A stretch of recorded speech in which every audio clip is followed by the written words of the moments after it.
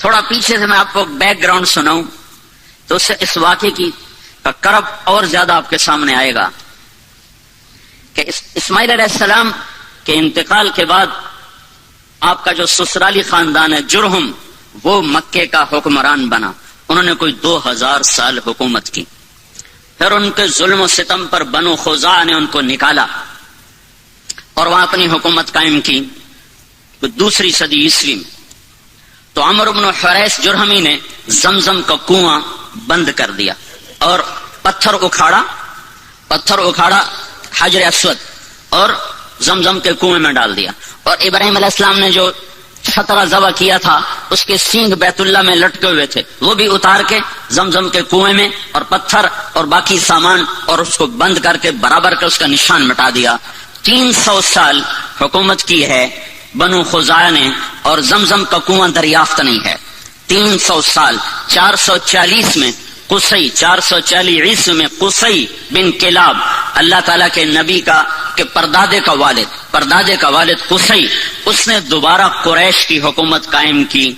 جرہم سے خزاعہ نے چھینی، خزاعہ سے دوبارہ آپ کے پردادا کے والد قصی بن کلاب نے، ان کا اصل نام عمر تھا، تو انہوں نے دوبارہ قریش کی حکومت قائم کی. زمزم کا کنواں گم ہے، زمزم کے کنویں کا کسی کو کوئی پتہ نہیں. قصی کا بیٹا ہوا عبد مناف، وہ بڑے خوبصورت، ان کو بطحا کا چاند کہا جاتا تھا، قمر البطحا. ان کے 4 بیٹے تھے، ایک نوفل، ایک عبد شمس، ایک ہاشم، ایک مطلب، جن کو تاریخ نے یاد رکھا. 2 اور بھی تھے لیکن وہ صرف نام ہے، آگے ان کی کوئی تاریخ نہیں. ایک ابو عمر، ایک ابو عبید. سب سے بڑے اس کے بیٹے عبد شمس تھے، لیکن عبد مناف کے انتقال کے بعد سب قوم نے متفقہ طور پر ہاشم کو سردار مانا. ہاشم سردار بنے، ہمارے نبی کے پردادا. تو ہاشم کی سرداری میں وہ ملک شام کے سفر پر ہیں، انہوں نے مدینہ میں شادی کی بنو نجار میں، اور خود وہ چلے گئے آگے تجارت کے لیے شام. غزہ میں پہنچ کر ان کا انتقال ہو گیا. پیچھے اس عورت سے ایک لڑکا پیدا ہوا، اس لڑکے کے بال سفید تھے تو ماں نے اس کا نام شیبہ رکھا. قریش کی سرداری مطلب کو ملی، مطلب ہاشم کے بھائی مطلب، ان کو سرداری ملی. کسی کو نہیں پتا کہ ہاشم کا ایک بیٹا مدینہ میں ہے جو میرے نبی کا دادا بننے والا ہے. گزرا، چند بچے تیر اندازی کر رہے تھے تو ایک بچے کا نشانہ سیدھا جا کے لگتا تھا، وہ گول جو آخری گول نشان ہوتا تھا اس کے اندر جا کے لگتا. وہ کہتا خذھا وانا ابن ہاشم، دیکھ میرا نشانہ، میں ہوں ہاشم کا بیٹا. تو اس آدمی نے جا کر مطلب کو بتایا کہ ایک بچہ میں نے دیکھا ہے جس کا نشانہ بے خطا تھا اور ہر تیر پہ کہتا تھا دیکھو میرا نشانہ، میں ہوں ہاشم کا بیٹا. تو مطلب کو اتنا پتا تھا کہ میرے بھائی نے ایک شادی مدینہ میں کی تھی، یہ نہیں پتا تھا کہ اس سے کوئی اولاد بھی ہوئی. تو انہوں نے اپنی اونٹنی کو تیار کیا اور مارا ماری کرتے ہوئے مدینہ پہنچے اور ان کی ماں سے ملے. بچے کو دیکھا تو ہاشم کے سارے آثار تھے، پتا کیا ہاں ہاشم کا بیٹا ہے. تو کہا ہمیں دے دو. ماں نے کہا میری آنکھوں کا نور، میرا آخری سہارا، تمہیں دے کے میں زندگی کیسے گزاروں؟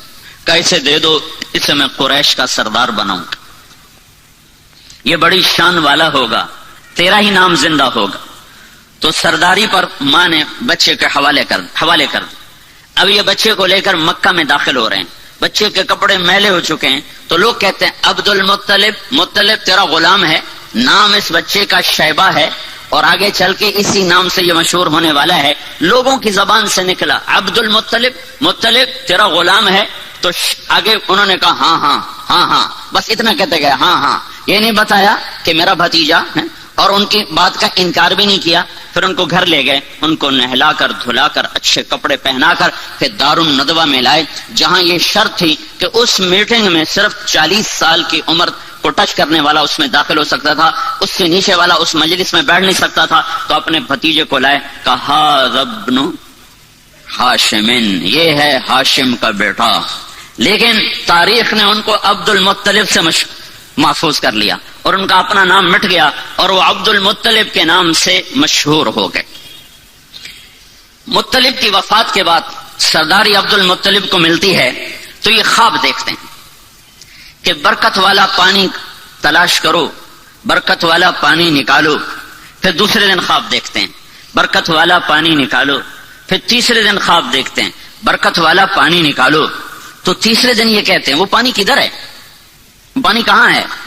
تو آواز آتی ہے کل تم حرم میں بیٹھنا، ایک کوا آئے گا، جہاں وہ 3 دفعہ ٹھونگ مارے وہاں وہ پانی ہوگا.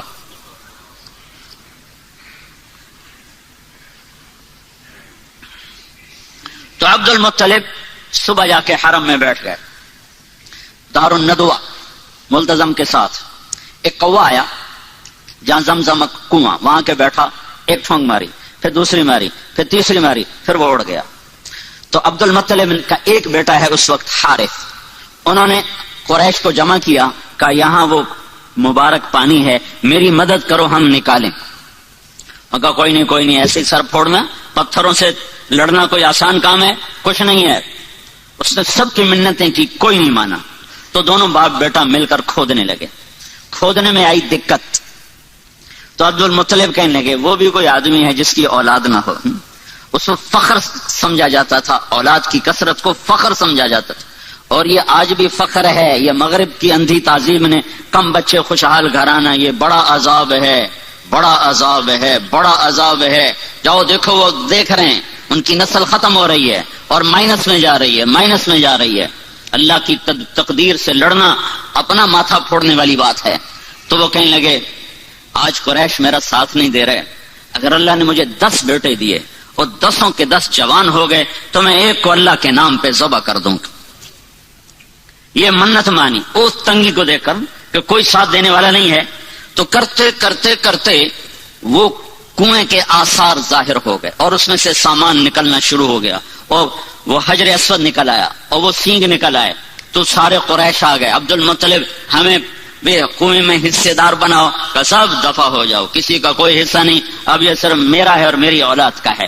تو باپ بیٹا نے مل کر زمزم کا کنواں جاری کیا، جس کو بند ہوئے کوئی 300 سال سے زیادہ گزر چکا تھا. دوسری صدی عیسوی میں بند ہوا ہے، اور جا کر 5ویں صدی عیسوی میں جا کر وہ زندہ ہوا ہے. تو بیچ میں کوئی 300-350 سال یہ کنواں بند رہا. تو عبد المطلب کو اپنی منت یاد تھی، اللہ نے اسے حارث دیا، زرار دیا، عباس دیا، قسم دیا، زبیر دیا، مقوم دیا، عبد العزہ دیا، عبد الدار دیا اور عبداللہ دیا، اور 10 پورے ہو گئے. 10 پورے ہو گئے تو سارے جوان ہو گئے. تو اس نے سارے بچوں کو اکٹھا کیا حرم میں، کہا بیٹھو میں نے منت مانی تھی کہ اگر اللہ نے مجھے 10 بیٹے دیے اور 10 جوان ہو گئے تو میں ایک کو اللہ کے نام پہ قربان کروں گا، تم تیار ہو؟ تو 10 نے کہا ہم تیار ہیں. پھیر دے چھری، پھیر دے. ہماری اولاد ہماری جائز بات ماننے کو تیار نہیں ہے، اور اس کی اتنی بڑی بات، ہاں تیار ہیں کرو. تو قرآن اندازی کے لیے حبل کا بت تھا، اس پہ تیر لٹکے ہوتے تھے، اس میں ترکش میں، تو اس پر وہ فال نکالتے تھے. تو اس نے 10 بیٹوں کے نام لکھوائے تیروں پر، اور پھر اس کو گھمایا، پھر وہ یوں حرکت دیتے تھے تو اس میں سے ایک تیر باہر نکلتا تھا. تو جو تیر جو نکلا تو اس پہ عبداللہ کا نام تھا، عبداللہ، محمد بن عبداللہ، عبداللہ. اور عبداللہ عبد المطلب کے سب سے محبوب بیٹے تھے، سب سے چہیتے بیٹے تھے، اور سارے مکہ کی وادی میں سب سے حسین نوجوان تھے. ہر عورت تمنا کرتی تھی کہ میرا اس سے نکاح ہو جائے. تو عبداللہ کا نام نکلا. انہوں نے کہا یا ابت افعل، ابا کر، میں تیار ہوں، میری طرف سے کوئی اعتراض نہیں. تو نے اس کا ہاتھ پکڑا اور چھرا ہاتھ میں، تو سارے مکے میں کوہرام مچ گیا. اور بہنوں نے آ کر، 5 بیٹیاں تھیں، عروہ اور عاتقہ اور صفیہ اور عمیمہ، انہوں نے آ کے شور مچا دیا کہ ہمارے سامنے ہمارا بھائی ذبح ہو، ہم یہ برداشت نہیں کر سکتے. قریش کٹھے ہو گئے، یہ تم نے سنت جاری کر دی تو پیچھے کون اس کو زندہ رکھے گا، اور کیا یہ ظلم کی سنت ہے تم جاری کرنا چاہتے ہو؟ کہا یہ عرب سردار کا بول ہے، یہ پورا ہوگا.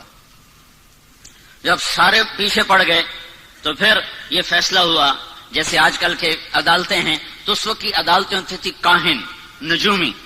تو حجر میں ایک کاہنہ تھی قطبہ کا، اس کے پاس مجھے لے چلو، وہ جو کہے گی میں وہ کروں گا۔ تو یہ سارا قبیلہ قریش حجر پہنچا، وہاں کاہنہ کے پاس پہنچا، تو اس نے پوچھا کہ تمہارے ہاں قتل کی قیمت کیا ہے؟ اگر کوئی بدلہ نہ لینا چاہے اور قیمت لے تو کتنی؟ کا جی 10 اونٹ کا، ایک تیر پہ لکھو 10 اونٹ اور دوسرے تیر پہ لکھو عبداللہ، اور جا کر وہاں اسے گھماؤ، جب تک عبداللہ کا نام نکلتا رہے اونٹ بڑھاتے جاؤ، 10 کے 20 کرو، 20 کے 30 کرو، 30 کے 40 کرو، جب اونٹوں کا نام نکلے تو عبداللہ کو چھوڑ دو اور جتنے اونٹ نکلیں اتنے ذبح کر دو۔ یہ فیصلہ سن کر یہ سارا قافلہ واپس لوٹا ہے، اور وہ حبل کے سامنے وہ تیروں کے اوپر ایک پہ لکھا گیا عبداللہ، ایک پہ لکھا گیا 10 اونٹ، جب گھمایا تیر باہر نکلا عبداللہ تو 20 ہو گئے، پھر گھمایا پھر نکلا عبداللہ تو 30 ہو گئے، پھر گھمایا پھر نکلا عبداللہ تو 40 ہو گئے، پھر گھمایا عبداللہ 50 ہو گئے، پھر نکالا عبداللہ تو 60 ہو گئے، پھر نکالا عبداللہ 70 ہو گئے، پھر نکالا عبداللہ 80 ہو گئے، پھر نکالا عبداللہ 90 ہو گئے، پھر نکالا عبداللہ 100 ہو گئے، پھر نکالا تو اونٹ نکلے 100 اونٹ۔ تو سارے قریش نے کہا الحمدللہ، بات ٹھیک ہے 100 اونٹ۔ عبد المطلب نے کہا نہیں نہیں نہیں، ایک دفعہ اور کرو۔ دوبارہ کیا تو پھر 100 اونٹ، پھر انہوں نے کہا نہیں نہیں ایک دفعہ اور کرو، پھر 12 کیا تو 100 اونٹ۔ تو اس پر عبد المطلب نے 100 اونٹ ذبح کیے، اور یہ عبداللہ سارے عرب کی مشہور شخصیت بن گئی، اور ان سے شادی کی تمنا ہر خاندان میں پیدا ہو گئی۔ یہ جنگل میں تھے کام کو گئے ہوئے،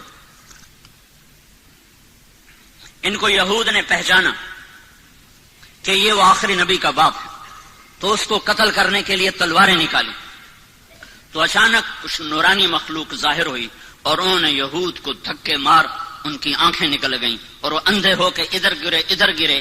یہ منظر حضرت آمنہ کے والد وہب دیکھ رہے تھے، جنگل میں وہ لکڑیاں کاٹ رہے تھے، انہوں نے یہ منظر اپنی آنکھوں سے دیکھا۔ جب وہ واپس پہنچے تو انہوں نے اپنی بیوی سے ذکر کیا، انہوں نے فوراً عبد المطلب کو اپنی بیٹی کا پیغام بھیج دیا کہ اگر آپ چاہیں تو ہم اپنی بیٹی آمنہ آپ کے بیٹے کے نکاح میں دے سکتے ہیں۔ تو یہ بہت بڑی شادی ہوئی، اور مکے کی یادگار شادی تھی کہ ذبیح، اللہ کے نبی کہا کرتے تھے انا ابن الذبیحین، میں 2 ذبیح کا بیٹا ہوں، ایک میرا دادا اسماعیل وہ بھی ذبح ہوتے ہوتے بچا، ایک میرا باپ عبداللہ وہ بھی ذبح ہوتے ہوتے بچا، دونوں کو اللہ نے بچایا۔ تو یہ شادی ایک عظیم اور فقید المثال قسم کی شادی ہوئی کہ ایک عبداللہ کا چرچا، ایک عبد المطلب کی سرداری اور شہرت، اور ایک سارے خاندانوں کی تمنا اس سے شادی کرنے کی، اپنی بیٹیاں دینے کی۔ تو یہ ایک یادگار شادی تھی، اور عرب کا دستور تھا کہ شادی کے بعد لڑکا 3 دن سسرال میں رہتا تھا، پھر اپنی بیوی کو لے کر گھر آتا۔ ان 3 دن میں اللہ کے نبی کا حمل ٹھہر گیا، اور آ کر اپنی بیوی کے ساتھ کتنے دن رہے؟ 2 مہینے، صرف 2 مہینے، اور تجارتی قافلے کے ساتھ ملک شام کا سفر کیا ہے۔ واپس مدینہ پہنچے ہیں تو ان کے پردادا ہاشم کی بیوی وہیں کی ہیں، وہاں خاندان ہے، تو وہاں یہ بیمار ہوئے، تو سارا قافلہ کچھ دن منتظر رہا، پھر انہوں نے کہا جب تو ٹھیک ہو جائے تو آ جانا، ہم چلتے ہیں۔ قافلہ چلا، عبداللہ کا انتقال ہوا 25 سال کی عمر، حضرت عبداللہ دنیا سے گئے ہیں 25 سال کی عمر، اور نابغت الجعدی کے مکان میں ان کی تدفین ہوئی۔ جب یہ قافلہ پہنچا، عبد المطلب کا دل عبداللہ میں اٹکا ہوا تھا، جب قافلہ دیکھا بیٹا نہیں دیکھا، کہا میرا بیٹا کہاں ہے؟ کہا وہ بیمار تھا۔ تو عبد المطلب نے اپنے بڑے بیٹے حارث کو بھیجا کہ جاؤ پتہ کرو عبداللہ کا کیا حال ہے۔ جب پہنچے تو آگے تربت تھی، عبداللہ نہیں تھا۔ انہوں نے کہا یہ عبداللہ ہے، مٹی تھی، خاک تھی۔ تو عبد المطلب نے آ کر بتایا، حارث نے آ کر بتایا کہ ابا عبداللہ کو اللہ نے اٹھا لیا ہے۔ اس پر حضرت آمنہ نے ایک مرثیہ کہا ہے، ان کی وفات پر کلیجہ نکال کے باہر پھینک دیا ہے۔ صرف 2 مہینے کی رفاقت ہے، اور پھر بیوگی ہے، ماں کے پیٹ میں 2 ماں کے ہیں، عبداللہ دنیا سے اٹھ گئے ہیں۔ اب عبد المطلب کی تمنا ہے کہ بیٹا پیدا ہوتا کہ میرے بچے کا نام رہ جائے، جو کہ نام باپ سے ہوتا ہے. تو سارا قریش منتیں مان رہا ہے، سارا عبد المطلب کا خاندان منتیں مان رہا ہے کہ بیٹا پیدا ہو، بیٹا پیدا. تو اللہ نے جب بچہ دیا 12 ربیع الاول 22 اپریل 571 عیسوی، یکم جیٹھ 628 بکرمی، صبح کے 4:20 پر آفتاب نبوت طلوع ہوا ہے. تو ابو لہب کو جا کر ان کی باندی نے بشارت دی کہ آپ کو مبارک ہو، آپ کے بھائی کا نام زندہ ہوگا، ثویبہ. تو ابو لہب نے اس خوشی میں اپنی باندی کو آزاد کر دیا. ایک دن ابو لہب کو کسی نے خواب میں دیکھا، پوچھا تیرے ساتھ کیا ہو رہا ہے؟ کہ جہنم کی آگ ہے، ہر پیر کو ایک نوخن کے برابر پانی کا قطرہ پینے کو دیا جاتا ہے. ثویبہ کو آزاد کرنے میں جو میں نے عبداللہ کے محمد کے پیدا ہونے پہ جو خوشی منائی تھی، اس کے سلے میں ایک قطرہ پانی ہر پیر کو پلایا جاتا ہوں. تو کتنے ارمانوں سے یہ گھر بنا اور کتنی جلدی ٹوٹا ہے، کتنی جلدی ٹوٹا ہے. 2 مہینے بھی آباد نہیں رہا، ٹوٹا ہے. اب بچہ پیدا ہوا ہے تو اس کو باپ کا نہیں پتا ہے. کیا وہ نہیں پوچھتے ہوں گے میرا باپ کون ہے؟ اور 4 سال رہے خوازن میں، بنو سعد میں، پھر ماں کے پاس آئے. 6 برس کے ہوئے تو ایک عرصہ گزر گیا تھا. تو حضرت آمنہ نے عبد المطلب سے اجازت چاہی کہ میں اپنے خامند کی قبر کی زیارت کرنا چاہتی اور اپنے سسرال ننہال سے ملنا چاہتی. تو عبد المطلب نے اجازت دے دی. 2 اونٹوں پہ یہ قافلہ چلا ہے، ایک اللہ کا رسول ہے، ایک ام ایمن آپ کے والد کی خادمہ ام ایمن، نام ان کا برکت تھا، مشہور ام ایمن تھی، ایمن کی والدہ، حبشی عورت تھی یہ، اور ایک حضرت آمنہ. یہ 3 افراد کا قافلہ مدینے پہنچا ہے اور نابغہ کے گھر میں اترا ہے. تو آپ تصور کرو جب پہلی دفعہ اللہ کے نبی باپ کی قبر پر گئے ہوں گے، کیا تصور، کیا تاثر ہوگا اس وقت اللہ کے نبی کا. اور آمنہ کا کیا حال ہوا ہوگا. آمنہ 25 سال کی ہو چکی اب، اور ماں اور بیٹا، اور آگے تربت ہے، قبر ہے. کیا باتیں ہوئی، کیا گلے ہوئے، کیا شکوے ہوئے، ان کو تاریخ نے محفوظ نہیں کیا ہے، نہ کسی مورخ کے قلم نے ان کو پکڑا ہے. ہم تصور اور تخیل میں دیکھ سکتے ہیں کہ ایک جوان بیوہ معصوم بچے کو لے کر پہلی دفعہ جب خامند کی قبر پر گئی ہوگی تو اس کی زبان سے کیا کیا مرثی اور کیا کیا نوحے نکلے ہوں گے، اور اس کے دل نے کیا انگنت کہانیاں اپنے اندر ہی اندر دہرائی ہوں گی اور سنائی ہوں گی. 1 مہینہ وہاں قیام کیا ہے. 1 مہینہ کے بعد یہ قافلہ واپس مدینے کو چلا ہے. اور ابوا کے قریب پہنچ کر اچانک جیسے حسیب کی ماں کو اچانک موت نے پکڑا، حضرت آمنہ کو موت نے اچانک پکڑا ہے. کوئی بیمار نہیں ہے، کچھ نہیں ہے. بیمار ہوتی تو سفر کرتی. اس وقت کا سفر کوئی موٹر پہ تھا، اونٹنی کا سفر تھا. اچانک موت نے پکڑا ہے.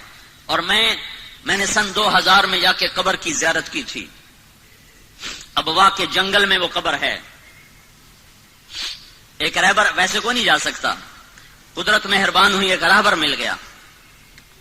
اس کی وساطت سے ہم اندر گئے. ابوا کی بستی سے کچھ 4-5 کلومیٹر ایک سڑک نیچے پہاڑوں میں جاتی ہے. اس کے بعد وہ ہمیں کہاں لے گیا کچھ پتہ نہیں. سر وہ اپنی یادداشت کی سڑک پہ چل رہا تھا اور ہمارے پاس ایک عرب کی جیپ تھی، اس میں ہم سوار تھے. اوپر نیچے ٹھوکریں کھاتے کھاتے کھاتے ادھر شام ہو رہی تھی.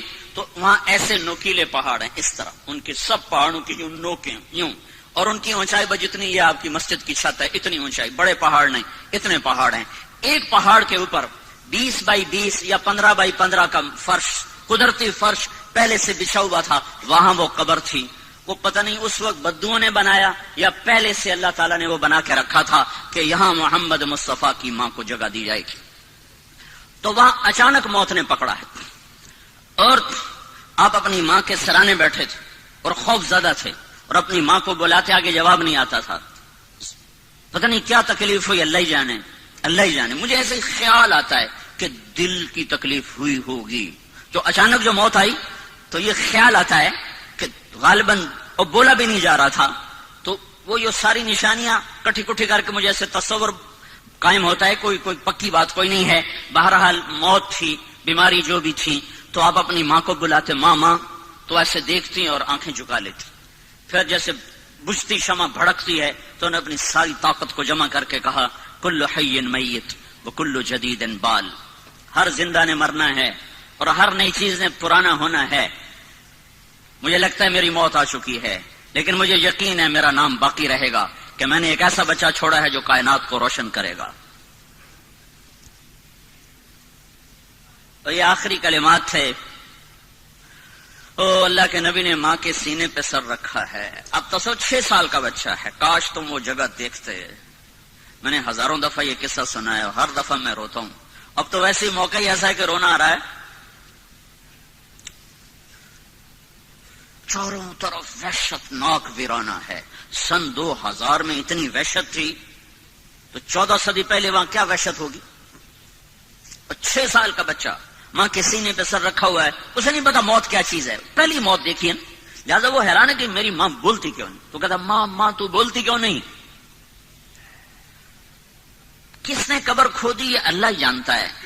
حضرت ام ایمن گئیں ابوا یا کوئی وہاں سے گزرا، ان دونوں میں سے کوئی ایک بات ضرور ہوئی ہے. قبر کھودنے کے بعد جب نیچے اترے ہیں تو اللہ کے نبی نے دوڑ لگائی اور جا کے ماں کی قبر پر لیٹ گئے. جب ام ایمن پہنچ گئے تو اللہ کا نبی کیا کہہ رہا تھا، ماں تم میرے ساتھ چلتی کیوں نہیں. تمہیں نہیں پتا تیرے سوا میرا دنیا میں کوئی نہیں ہے، تو میرے ساتھ کیوں نہیں چلتی. اما تدرین لیس لی احد سواک، تیرے سوا میرا کوئی نہیں ہے. تو ام ایمن نے اس حال میں اٹھایا ہے وہ کہتے تھے میں نہیں جاؤں گا. اپنی ماں کی قبر کو پکڑ لیا، کہا میری ماں چلی گئی تو میں جاؤں گا. 6 برس، حسیب تو 22 برس کا نوجوان ہے. میرا نبی تو صرف 6 سال کا تھا. اس کے تو کوئی کاروبار نہیں تھے، اس کی تو کوئی جائیداد نہیں تھی. آگے یتیمی کا کالا اندھیرا چھایا ہوا ہے. مکے تک کچھ نہیں کھایا پیا. 2 راتیں 2 دن کا سفر باقی ہے، کچھ نہیں کھایا پیا. اور وہاں جا کے بھی کھانا پینا چھوڑ دیا. سارا دن کچھ نہیں کھاتے تھے. زمزم کے چند گھونٹ پی لیتے تھے اور الگ چھپ کر کے بیٹھے رہتے تھے.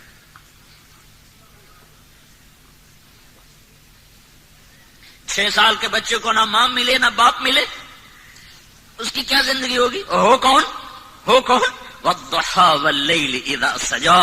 مجھے قسم ہے تیرے روشن چہرے کی، مجھے قسم ہے تیری سیاہ زلفوں کی، جس کے چہرے کی قسمیں اٹھائے، جس کی زلفوں کی قسمیں اٹھائے، جس کے بول کی قسم اٹھائے. وقیلہ یا رب ان ہؤلاء قوم لا یؤمنون، جس کے وجود کی قسم اٹھائے. لعمرک، مجھے تیری جان کی قسم. جس کے شہر کی قسمیں اٹھائے، جس کو حبیب اللہ کا ٹائٹل دے، رحمت للعالمین کا خطاب دے، شاہد اور مبشر اور نذیر اور داعی اللہ اور سراج منیر اور مزمل اور مدثر اور طٰہٰ اور یاسین اور محمد اور احمد اور ماہی اور حاشر اور عاقب اور فاتح اور خاتم، ابو القاسم اور طٰہٰ اور یاسین. اتنے خوبصورت نام جس کو دے رہا ہو. اس کے لیے تو سونے کے گھر ہوتے اور براق کی سواریاں ہوتی. ماں باپ سر پہ سایہ کیے ہوئے ہوتے. 6 سال کی عمر میں اٹھایا ہے. بوڑھا 102 سال کا دادا، 102 سال کی عمر. جب انہوں نے دیکھا اپنے پوتے کے آنسو تو ان کا سینہ غم سے پھٹ گیا. انہوں نے 24 گھنٹے کے لیے آپ کو ساتھ رکھا، لیکن آپ کا کھانا پینا چھوٹ گیا تھا سوائے زمزم کے پانی کے. کئی دن کچھ نہیں کھاتا. دادے کا آسرا ملا ہے تو 2 سال بعد اللہ نے کہا تو بھی واپس آیا، تینوں میں نہیں ران دے. 2 سال بعد اس کو بھی اٹھا لیا ہے. تو میرے نبی نے کہا مجھے یاد ہے میں 8 سال کی عمر میں اپنے دادا کے جنازے کے ساتھ روتا ہوا جا رہا تھا. ابو طالب نے سنبھالا، لیکن ابو طالب غریب تھے، روٹی پوری نہیں کر سکتے تھے. آتا ہے آپ بکریاں چرا کے شام کو آ رہے تھے، ننگے پاؤں تھے، ننگے سر تھے، جوتا بھی نہیں تھا پہننے کو. مجھے مکے میں ننگے پاؤں چل کے دکھاؤ، تمہارے آبلے نہ پڑ جائیں تو تمہارا نبی 8 سال کی عمر میں ننگے پاؤں اس کے صحراؤں میں سارا دن بکریاں چراتا تھا کہ چند سکے ملیں گے جس سے میری روٹی چلے، کہ چچا غریب ہے. ویسے وہ سب کچھ قربان کر دیا ابو طالب نے، پر تھا ہی کچھ نہیں، شرافت تھی، رزق نہیں تھا. تو سارا دن آپ بکریاں چراتے تھے اور شام کو 8 سال کے بچے کھیلتے تھے اور تمہارا نبی بکریوں کے پیچھے ہوتا تھا کہ کچھ سکے ملیں گے جس سے میرے چچا کا بھی اور میرا بھی گزارا ہوگا.